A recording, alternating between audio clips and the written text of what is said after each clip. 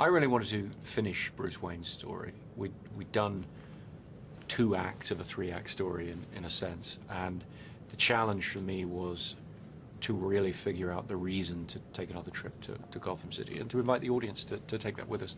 Once we'd really figured out where our story went, where it wound up, what Bruce's conclusion is in a sense, then it became something I had to do and really wanted to show to the world. And that's what we've done, and that's where we are.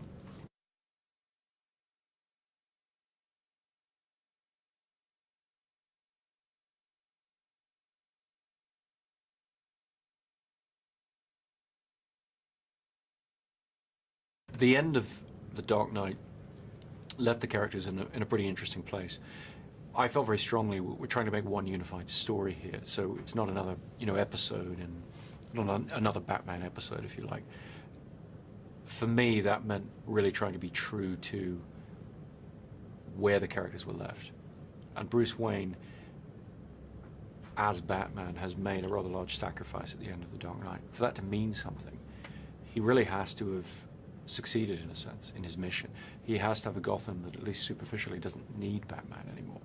And that leaves him frozen, in a sense. And the 8-year period is about showing that he's retired, in a sense. He's hung up his cape and his cowl, but he hasn't been able to move on. He's stuck.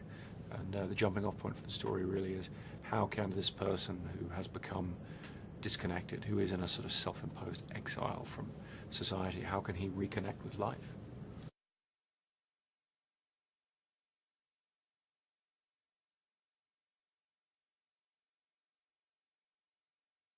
We'd had a great experience shooting in IMAX on The Dark Knight, and we wanted to expand that on The Dark Knight Rises and shoot more of the film that way, and we have. We've shot almost half of the film using those cameras. Seeing that projected on an IMAX film screen is a very unique experience, and I hope people will seek it out where it's available, because it really gives you that extra image quality, that extraordinary clarity and immersive quality that really throws you into the world of the film. That, for me, is just a great thrill in terms of how you experience a large-scale action film.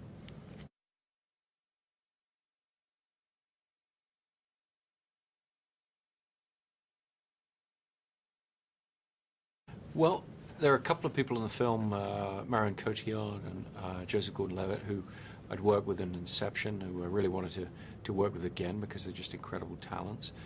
Tom Hardy also I'd worked with in Inception, and he felt to me the obvious choice for somebody who would take on the challenge of portraying this monstrous character who expresses all kinds of evil and malevolent intent, really just through his eyes, because his face is mostly obscured with a mask, his eyes and his voice. And Tom was very much up for the challenge of presenting a face of evil in that way. And I think what he's done is going to be very threatening to audiences in a way they're not used to seeing.